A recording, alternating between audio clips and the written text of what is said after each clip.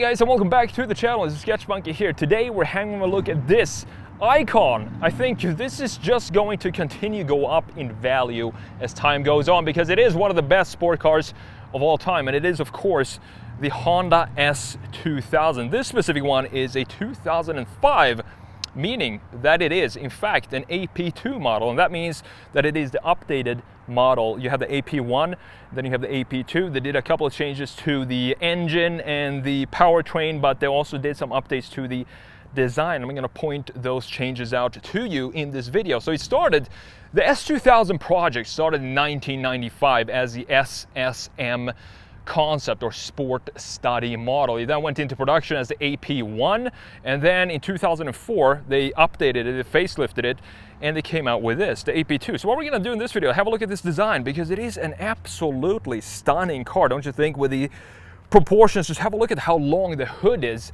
and where the A-pillar sits, almost right in the middle of the car. But let's talk a little bit about this powertrain and this spec in tech. So let's pop the hood and let's see what is hiding under there. A 2-liter inline 4 naturally aspirated engine, and it is all the way back there. Let me put the prop rod up here so we can have a clearer look on it. So what they did here in 2004 with the AP2 model is the customers, I don't know, I feel like maybe the AP1 when it first came out, it was so expensive that young people didn't necessarily have the means to afford one. So I guess the customer base was maybe a little bit older people with more money, and when the first AP1 came out, they thought that it was a little too jumpy to drive or a little too aggressive, and you had to rev it so hard. You know, the first AP1 revved up to 9,000 RPM. So what they did with the AP2, they took the same engine and they increased it to 2.2 liter, but they also increased the torque a little bit to have a little bit more of a smoother ride. But what that did though to the red line is that they dropped it by 1,000. So this AP2 only revs to 8,000. It's still pretty impressive. But I personally prefer the AP1, both with the powertrain, but also in the design and the design changes that they did for the AP2. Still looks good, but let's have a look at the front end. So for example, we have some changes to the headlights for the AP2. We also have some changes to the lower section, the bumper section, but overall the proportions is of course going to be the same. The fenders are exactly the same, and I love this line. My favorite view, probably one of my favorite views of any car, is this view that you're looking at right now, because have a look at how beautiful this is and how it curves out here, almost organic feel to this shape, looking fantastic. And then you have this clear cut line in both sides on this massive long hood. So the changes for the AP2, you see this side indicator right here, the circular one. On the AP1, it's this entire section is amber, so you have a bigger indicator, and personally I think that the AP1 looks cleaner in the headlights and also down low in the bumpers, because down low in the bumper we have a new bumper here for the AP2. For example, we have this line in it on the sides. As you can see down here, this is not you don't have this on the AP1, and you also don't have this piece here that doesn't really have any function because this is not open. As you can see, the only open part is right here. On the AP1 you have the same line here creating an intake in this area, and I think that just, again, I don't know what it is, but I think it just looks a little cleaner than what we have on the AP2 all around in the rear end as well. I'm going to show you the differences there in a minute. So coming around to the side view and having a look at the side profile, and I think the coolest thing here is the proportions, because you have the massive long hood right here, and as I said, look at the A-pillar position where it stops, almost right in the middle of the entire length. You have the A-pillar. That's how long the hood is, and I do believe that these wheels and tires, these are the original wheels and tires. And let's see, I do believe these are 17-inch. Yes, we do have 215, 45, 17-inch wheels. These are the updated wheels for 2004. They still look pretty good, but again, I even though the smaller ones, the 16s on the original one, are smaller, but I still think the original one just has the overall S2000 look that I look for. In the rear we have 245, so a little bit wider tires in the rear end. And I do love this line that we have in the lower section. So you can see how it carves in here and creates this sharp line at the bottom. And the thing with the AP2 is that it continues. So you go straight through the rear axle, and then you have a much more distinct line here on the AP2 than you have on the AP1. And you can see the roof is now down. It's very easy to put this up and down. It's all electric. And I'm gonna show you how that works when we look at the interior. Another detail that adds to this exotic feel of the S2000 is the positioning of the side mirror. So it sits on the door. They could have mounted it right here, but that just would not, have the same exotic sports car feel like we have here with this S2000, having the side mirrors mounted right on the doors. And have a look at these beautiful fenders, how they're sculpted and creates this muscle over the front end. And again, creating this beautiful line. You can see the reflections right now, how it bulges out in the side. However, we don't really have a shoulder line on this car. We do have some sort of resemblance of a very subtle shoulder line over here, but my favorite line on this car is the hood line, because if you continue with your eyes through the entire car, you can see just how it curves all the way back from there, going into the side and then coming back into the front end. So let's have a look closer at where this line goes. You see this line here continues right behind the side mirrors, and then coming back almost equally strong in the rear like we have in the front end. And it is just a beautiful line. Imagine being the designer who just sketched this line up.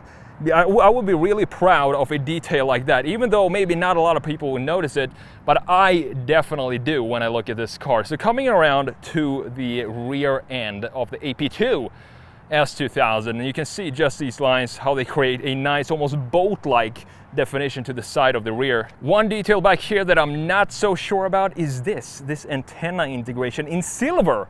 Why did they make that in silver? It just doesn't make sense. So under here, it's a very small storage compartment, but it gives you this, weekend car. You can definitely fit, at least I could fit everything I need in here for a weekend and just put it in there and then just go for a drive wherever the road takes me, and then check into Airbnb or something like that. Now, looking at this integration of the tail lights, the brake light up top, I love how this is part of the bodywork itself. So it creates this beautiful integrated wing. I wonder what this trunk looks like with this removed, if it's just a flat chamfer underneath here, because as I said, this is sort of part of the bodywork itself. And I love how they did the brake light on the S2000, and that is the same for the AP1 and the AP2. Now, looking at the taillights here, so the AP2 has these 3 circles in it. So you have a circle for, I assume these are the reverse lights. Then you have the indicator and the brake lights or main lights right here. On the AP1, you only have 2 circles. Again, simplified design on the AP1, and that is why I think that is the better design when it comes to these 2 cars. If we look lower down, you also have some differences in the exhaust pipes. In this case, I'm not sure which one I prefer, because on the AP2 right here, we have the oval pipes, and on the AP1 they're round, and you also have a separated diffuser on the AP1. Here you can see that we don't really have a separate diffuser. Everything is just inside of the bumper itself, but it still looks really good. And looking at it from this view, I think it just looks pretty planted, even with the stock wheels and tires and the ride height. So we talked about the exterior design. I think it's absolutely gorgeous, but let me know which one you prefer. I'm gonna put up a comparison between the AP1 and the AP2, and let me know which one is your favorite based on the design, maybe even the powertrain. But with that said, let's jump in and have a look at this interior. And as you can see, the top is now down, and I'm gonna show you how this works, because it is very, very simple to operate. Let's take out the keys and fire this up as well. These are the keys for the Honda S2000. That's what it looks like. A pretty standard key for this era, mid-2000s. And we sit very low down. So the startup sequence here is interesting. By the way, I do love the gauge cluster. It looks so cool. So you turn the key, and you think that's how you turn it on. But this is, I believe this is, I could be wrong, but I think this was the first car with a start button right there to the left in production with the first AP1 model. So looking inside here, it's pretty tight, but I love it. This is exactly what you want in a small Japanese sports car. You want it to be small, light, and nimble, and that's exactly what's going on here. As I said, I do love this gauge cluster, and this engine sounds very good, this VTEC. Sounds absolutely fantastic. And to the right here, you have everything, as you can see, everything is angled towards me, towards the driver. Nobody cares in the S2000 when they designed this, nobody cared about the passengers. All they have is is a vent over here. That's all they have to play with. You don't even have a glove box in the Honda S2000, which is crazy. But looking further here in the interior, you do have the audio controls. So you have the controls for the radio right here, which is pretty interesting. And then you have the start button. You have the volume being a toggle up and down. And it's funny because you have a specific mute button as well, the channel button right here. I think they put it here because they knew that pretty much nobody is going to care about the radio settings when you're driving in Honda S2000, because it's all about the drive in this car. Then you have the vents here, and you also have the vents on the left side, and then you have the where you want the air to come out from, the climate control settings over here. Fan speed, temperature. I think this is probably the simplest setup I've ever seen on a car from the mid-2000s, integrating all their controls in these two small panels on the side of the steering wheel. Under here, this is where you have the actual radio, which looks like something out of the 80s. Again, I think Honda just didn't give a crap about the audio system in this car, because again, you want to listen to the engine, the revs up to 8,000 RPM, which we're going to do when we take this for a drive in just a second. Now, looking at the steering wheel, the simplicity comes back in the steering wheel. As you can see, you have the cruise control button here, and it's angled in a very weird way. I'm not sure if you can see it, but if I click this button, you can see just how weirdly angled it is. It's strange integration of the button right there, but then you have the controls for the settings for the cruise control button here. And that's the only buttons you have on the steering wheel, because the most important thing happens in the middle of the interior, and that is this 6-speed manual transmission. It feels extremely nice and tight to go through the gears in this car. You do have the hazard button in the middle as well, and the roof controls, show you that in a second.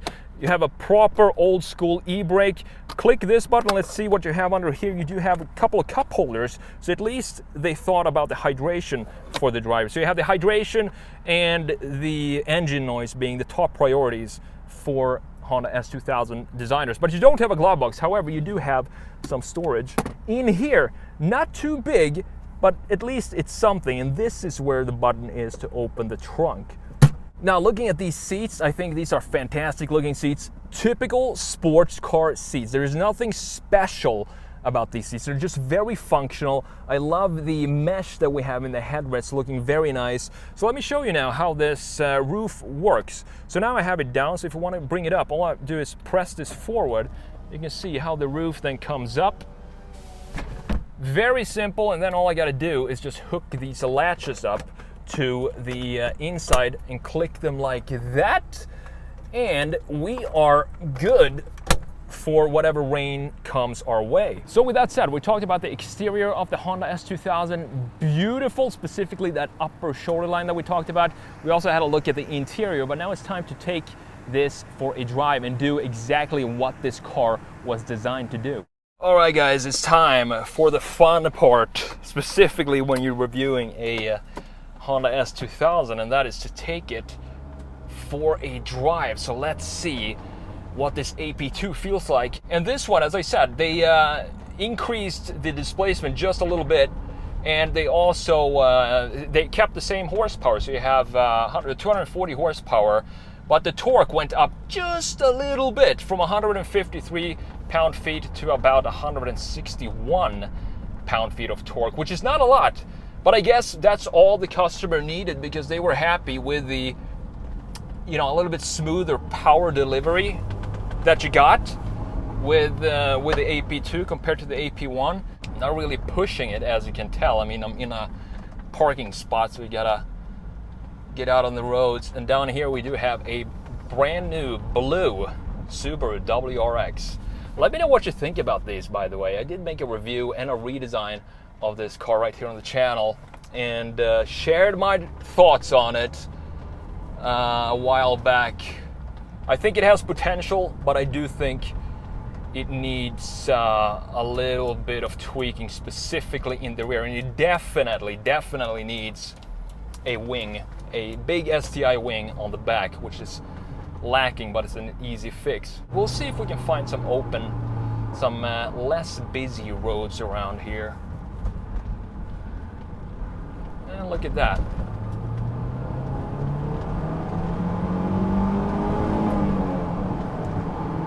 So the weird thing about these Honda S2000 VTEC engines is, like, nothing happens until you get to 6,000 RPM. Check this out. And there he comes. It is so interesting. I've never driven an engine that requires that much revving to get going, but that's why I love this car, because it's so special when it comes to not just the VTEC engine, but also the design and the overall old school feel that you have inside here. So let's see if we can take a ride and let's see where this goes. Maybe we can find some cool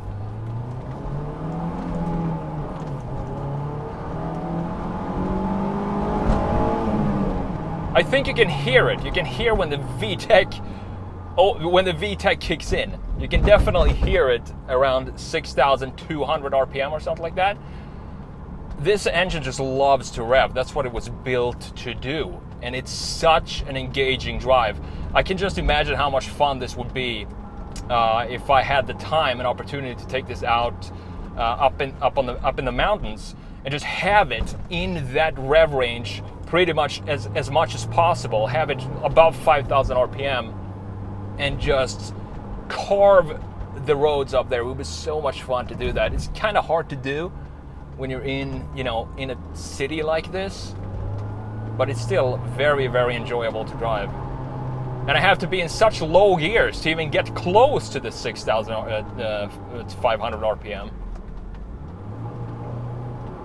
So let's slow it down a little bit.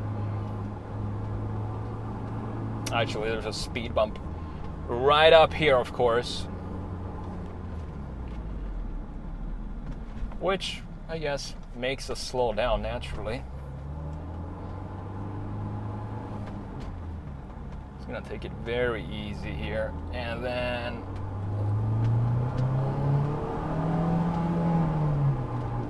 nope, still a speed bump. Did not get the chance yet. I will get the chance to get this up to 6,500 RPM one more time.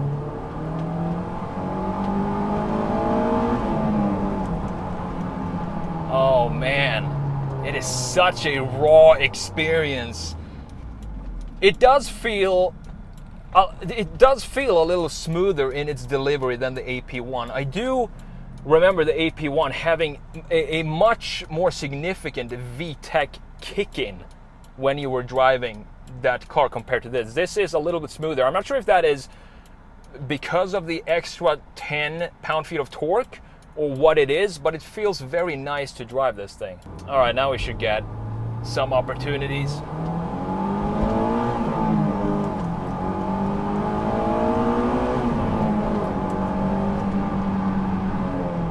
So you can see how the gearing is operating here. You have, if you go up to 6,000 RPM and you go up to 7, 8, you gear up, you're already in that range, which means that you're always gonna be, if you keep it in that range, you're always gonna stay in that range as long as you keep shifting up at that part of the tachometer, which is very nice and super cool engineering by Honda to create that.